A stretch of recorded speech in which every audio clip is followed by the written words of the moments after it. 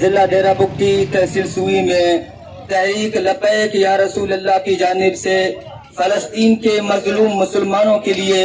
اظہار یکجہتی کے لیے عظیم الشان ریلی نکالی گئی ہے۔ آج ہم اس ریلی کے ذریعے سے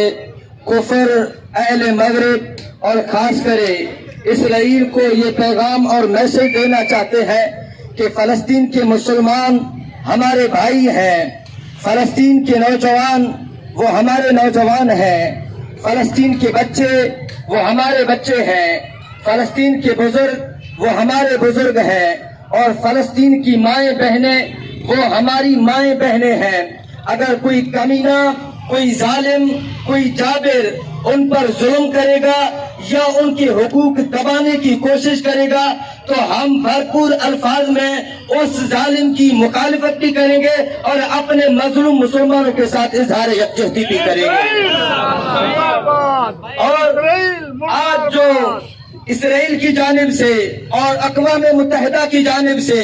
اور اہل کفر کی جانب سے فلسطینی مسلمانوں کے ساتھ جو ظلم، جو بربریت کیا جا رہا ہے، ہم اہل پاکستان اور اہل سوئی اس ظلم کی بھرپور لفظوں میں مذمت کرتے ہیں۔ حضرات محترم، قرآن مجید کے اندر ایک آیت ہے، اس آیت کا شان نزول یہ ہے کہ مکہ کے اندر کچھ بچے، کچھ عورت اور کچھ جوانوں نے اسلام قبول کیا تھا، لیکن کفار مکہ نے ان کے ناک پہ دم کیا ہوا تھا۔ کفار مکہ ہر وقت اس مکہ کے مظلوم مسلمانوں کو تنگ کرتے تھے، ان کے حقوق دباتے تھے اور ان کو روڈوں پر گھسیٹتے تھے۔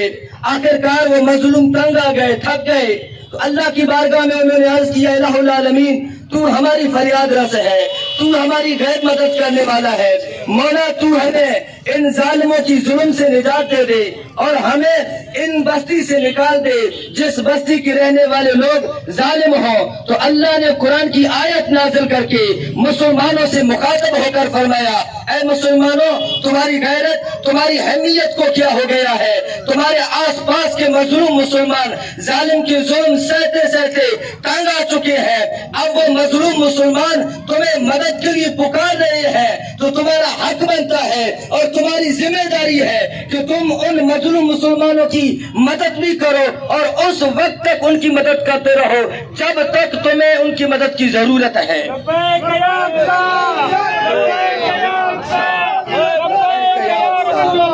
عزیز بھائیوں، ذرا غور کریں،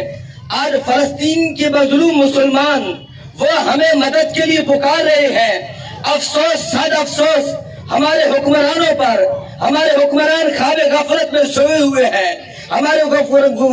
حکمران وہ اپنے سیاسی کاموں میں مصروف ہیں۔ ہمارے حکمرانوں کو کشمیر کے مظلوم مسلمان نظر نہیں آتے، برما کے مظلوم مسلمان نظر نہیں آتے، ہنگو کے شہداء نظر نہیں آتے، انہیں فلسطین کے مظلوم مسلمان نظر نہیں آتے۔ آج فلسطین کے مظلوم مسلمان وہ چیخ رہے ہیں، وہ پکار رہے ہیں، ان کی آہیں ہمارے حکمرانوں کے کانوں تک نہیں پہنچ رہی ہیں۔ آج کفر نے جو مظلوم فلسطین کے مظلوم مسلمانوں کے ساتھ جو حشر کیا ہے وہ کسی سے ڈھپا چھپا نہیں ہے۔ حضرات محترم، آج کفر نے فلسطین کے اندر مظلوم مسلمانوں کی لاشوں کو بچا دیا ہے، خون کی ندیوں کو بچا دیا ہے، مسلمان کی آنکھوں کے سامنے مسلمان کے بچوں کے سینے پر گولیاں لگا کر ان کے سینوں کو چھلنی چھلنی کیا جاتا ہے اور مسلمان کے آنکھوں کے سامنے ان کی مائیں اور ان کی بیٹیوں کی عزتوں کو تار تار کیا جاتا ہے۔ آج مظلوم مسلمان فلسطین کو وہاں فلسطین میں عبادت کرنے نہیں دیتے ہیں، مسجد اقصی میں آنے جانے کی پابندی ہے، اور آج حالت یہاں تک آ پہنچے ہیں کہ ان بدبخت اسرائیل اور کفر نے ان مظلوم مسلمانوں پر پانی کو بھی بند کر دیا ہے، پیٹرول کو بھی بند کر دیا ہے، بجلی کو بھی بند کر دیا ہے، زندگی اجیرن بن چکی ہے۔ اے حکمران، وقت کی پکار ہے، خدا کی قسم وقت کی پکار ہے۔ آج مظلوم مسلمان فلسطین کے وہ ہمیں مدد کے لیے پکار رہے ہیں، تو تم ان کی آواز پر لبیک کہو۔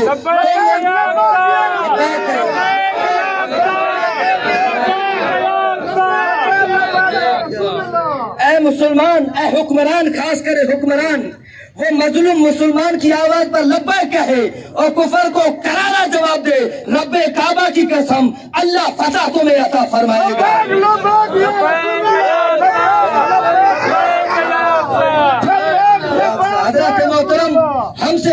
सका हम वो कर रहे हैं। एहतजाज करना, मजम्मती बयान देना ये अवाम का काम होता है, हुक्मरान का काम नहीं होता है। हुक्मरान का काम ये है कि अगर कुफर एक एक दिखाता है तो मुजाहिद मुसलमान के हुक्मरान उसको दो आंखें दिखाए। अगर किसी जगह पर मुसलमान पर जुल्म हो रहा है तो मुसलमान सलाहुद्दीन अय्यूबी वाला किरदार अदा करके उस जालिम को बताए कि आज भी सलाहुद्दीन अय्यूबी के बारे में